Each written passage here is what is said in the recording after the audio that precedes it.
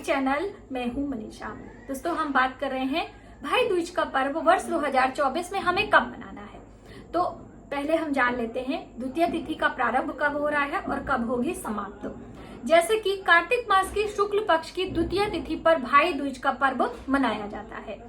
तो द्वितीय तिथि इस बार थोड़ा सा कंफ्यूजन है, क्योंकि जो दीपावली का पर्व था वो 2 दिनों का मान्य किया गया था, यानी 31 अक्टूबर को भी 1 नवंबर को शाम को 6:16 तक अमावस्या तिथि थी। उसके बाद प्रतिपदा लगी है और 1 नवंबर को प्रतिपदा शाम से लगी है 6:16 से और पूरी रात्रि, और 2 नवंबर को शाम को 8:23 तक प्रतिपदा हमें मिल रही है और 2 नवंबर को शाम को 8:24 से द्वितीय तिथि प्रारंभ हो रही है। तो अब रात्रि में भाई दूज का पर्व ना मना के 3 नवंबर को भाई दूज का पर्व मनाना हमारे लिए बेहद शुभ है। तो इसलिए 3 नवंबर को आपने भाई दूज का पर्व मनाना है सुबह सवेरे स्नान ध्यान करके। जैसे कि इस दिन यमुना नदी में स्नान करने का बहुत बड़ा महत्व है। तो यदि हो सके तो भाई बहन नहाएं, या फिर सिर्फ बहन या सिर्फ भाई नहा सकते हैं और यमुना का जल लेकर अपने भाइयों पर छिड़काव भी किया जा सकता है।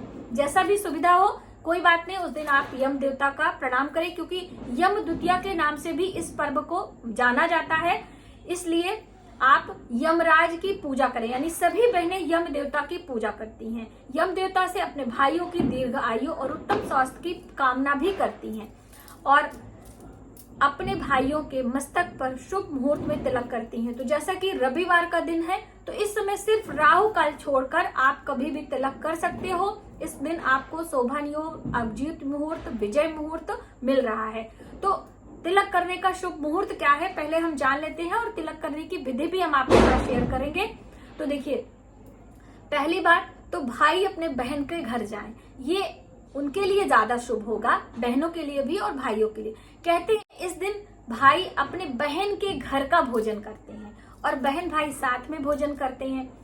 यमराज यमुना के घर गए थे और यमुना ने उनका स्वागत किया था, पूजन अर्चन किया था और फिर उन्हें भरपेट भोजन कराया था। भोजन में चावल अवश्य बनाना चाहिए। सभी बहनों को अपने घर में भात जिसे कहते हैं चावल बनाना चाहिए और भाई के साथ मिलकर भोजन करना चाहिए। उससे पहले तिलक वगैरह करना चाहिए। तो देखिए, तिलक करने की विधि जैसे हम भाई दूज में करते हैं, अपने भाइयों को एक पटे पर या फिर आसन पर विराजमान करते हैं। आप उन्हें पूर्व दिशा की दीवार पर बिठा सकते हैं, आप पश्चिम दिशा की वॉल पर भी बिठा सकते हैं। सिर्फ हम उनका मुख दक्षिण की तरफ नहीं करेंगे, ठीक है। उत्तम स्वास्थ्य दीर्घ आयु के लिए दक्षिण की दिशा शुभ नहीं मानी गई, इसलिए आपको इन दिशाओं में उनको बिठाना है और फिर दूर्वा घास से यमुना जल का छिड़काव करना है। हल्दी, कुमकुम या फिर केसर से भाई के मस्तक पर हम तिलक करेंगे। उसमें अखंडित चावल लगाएंगे। अखंडित चावल लगाने से अखंड सौभाग्य की प्राप्ति भी मिलती है और अन्न धन की कभी कमी भी नहीं होती है। इस तरह से करके और फिर भाई अपने बहनों को कुछ उपहार देते हैं। यदि बड़ी बहन है तो भाई पैर छुएंगे, यदि छोटी बहन है तो बहनें अपने भाइयों को चरण स्पर्श करेंगी। इस तरह से एक दूसरे के साथ में ये भाई बहन के पावन पर्व को हम मनाते हैं और उसके बाद भोजन करते हैं। उस तिलक से पहले बहनें व्रत रखती हैं अपने भाइयों के लिए। अब शुभ मुहूर्त क्या है, तो देखिए, जैसे कि आपको हर दिन अभिजीत मुहूर्त मिलता है, तो अभिजीत मुहूर्त का इस दिन समय क्या है, 11:48 से लेकर 12:32 का समय आपको अभिजीत मुहूर्त मिल रहा है। इस समय अपने भाइयों के मस्तक पर तिलक कर सकते हैं। अब देखिए, हर लोगों के लिए थोड़ा सा टाइमिंग अलग होता है। बहनें दूर रहती हैं, भाई दूर रहते हैं, इधर उधर आने में थोड़ा सा समय चला जाता है। तो आपको दूसरा योग जो शोभन योग है वो भी मिल रहा है और विजय मुहूर्त भी मिल रहा है। तो दूसरा मुहूर्त है 1:10 से लेकर 3:27 का है। दूसरा शुभ मुहूर्त है। यदि आप पहले मुहूर्त में नहीं कर सकते हैं तो दूसरे मुहूर्त में 1:10 से लेकर 3:27 का जो समय है उस समय आप करें। लेकिन जो विजय मुहूर्त है, जिसमें आप कोई भी काम करते हैं आपको विजय निश्चित ही मिलती है, तो वो भी आपको मिल रहा है। आप विजय मुहूर्त में ये कार्य करें। विजय मुहूर्त का समय है 1:54 से 2:38 का समय है। 1:54 से 2:38 का समय है। इस समय आप अपने भाइयों के मस्तक पर तिलक कर सकते हैं। बहुत ही शुभ है। तो मैंने आपको 3 शुभ संयोग बताया है, तीनों में आप कभी भी करें आपके लिए शुभ ही होगा।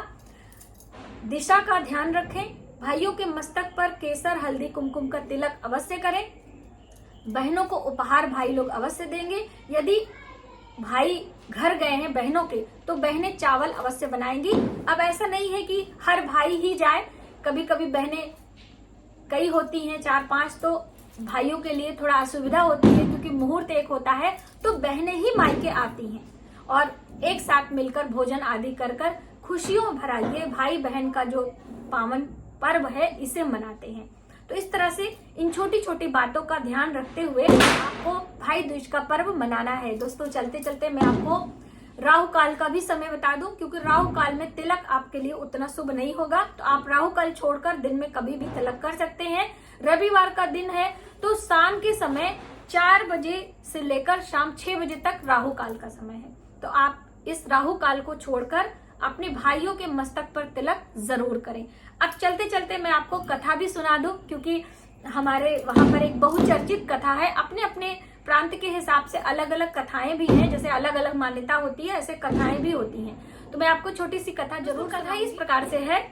एक राजा थे, एक रानी और उनकी एक पुत्री थी, यानी उनकी एक राजकुमारी थी। उनके घर में कोई राजकुमार नहीं था।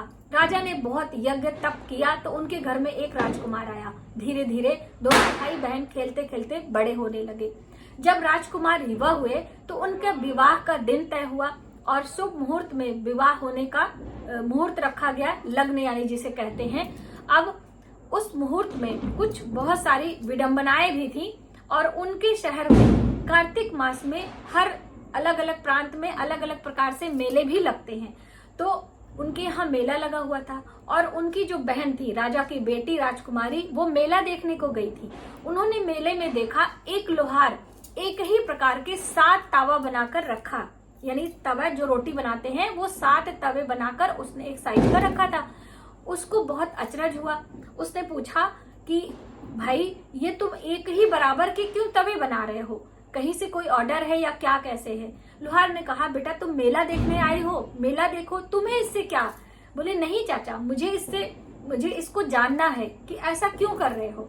तो उन्होंने बताया कि जिस देश का वो मतलब राजकुमारी थी, उन्हीं के पिता का नाम लेते हुए बताया कि इस देश के राजा के एक राजकुमार है, उनका विवाह होने वाला है और उस विवाह में षड्यंत्र होने वाला है, यानी राजकुमार को मारने का षड्यंत्र चल रहा है और इस तवे से मारकर राजकुमार को विवाह के समय यानी जब फेरे पड़ते हैं तो ये इस तरह से करके उन्हें मार दिया जाएगा। बहन को बड़ी चिंता हो गई कि अब मेरे भाई का इतने दिन में विवाह भी हो रहा है और इस तरह की दुर्घटना होने वाली है। तो उसने पूछा कि इसका कोई उपाय नहीं है जिससे ये जो उनकी घटना है, जो इनका ये संकट आने वाला है, वो टल जाए।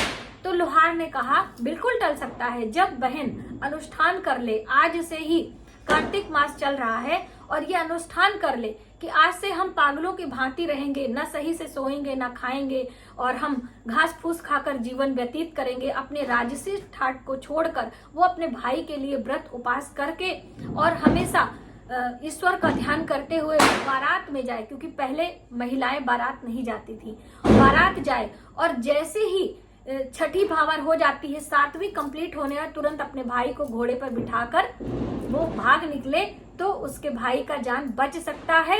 यदि ऐसा नहीं होगा तो 7वीं भावर में इस तावे से दबाकर उसको मार दिया जाएगा। अब बहन वहीं से मेले के बाद से ही वो पागलों का रोल अदा करने लगी और वो पागलों की भांति इस तरह अजीब अजीब तरह की बातें करने लगी, ना वो ठीक से नहाए ना खाए। धीरे धीरे वो जैसे जैसे उस लोहार ने बताया था उस तरह से वो उस बहन ने सारे कार्य किए और जैसे बारात जाने लगी वो बारात के लिए तैयार हो गई। सभी गांव देश के लोगों ने कहा कि इस पागल को क्यों लेके जाना, तो सब ने कहा कि अगर नहीं जाएगी तो घर में उपद्रव मचाएगी, चलो पागल ही तो है, लेते जाए। अब वो आगे आगे बारात के चलती जा रही थी।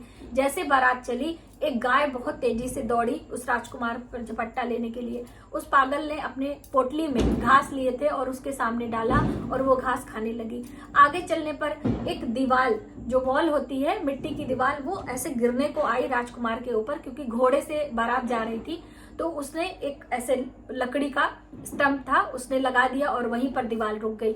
आगे जैसे ही बारात पहुंची वो मंडप में ही बैठी थी, क्योंकि उसका एम तो था अपने भाई को बचाना। और जैसे ही वो फेरे पड़ने लगे, 1-2 करके पूरे 7वें फेर में जैसे ही वो लास्ट फेरा आया, अपने घोड़े पर बिठाकर फटाफट से वो अपने भाई को अपने घर लेकर गई। सारे गांव वाले देखते रह गए और जो ससुराल वाले थे उनका जो षड्यंत्र था वो रह गया। तो कुछ ही दिन बाद कार्तिक मास की शुक्ल पक्ष की द्वितीय तिथि आई और तब उसने अपने भाई के मस्तक पर तिलक किया, यमुना में स्नान किया और अपने भाई की जान बचाई। मान्यताओं के अनुसार जो बहनें अपने भाई के प्रति पूर्ण निष्ठा भाव से पूजा पाठ जब तब करती हैं, उनके भाई की उत्तम स्वास्थ्य और दीर्घ आयु होती है। तो ये थी कथा जो कि हमारे यहाँ अक्सर हम अपने परिवार में सुनाते हैं। तो मैंने सोचा मैं शॉर्टकट में मैंने आपको सुनाया है। कथा कैसी लगी प्लीज हमें कमेंट करके जरूर बताइएगा। मिलते हैं एक नई जानकारी के साथ नए वीडियो में, तब तक आप अपना ख्याल रखें। जय माता दी।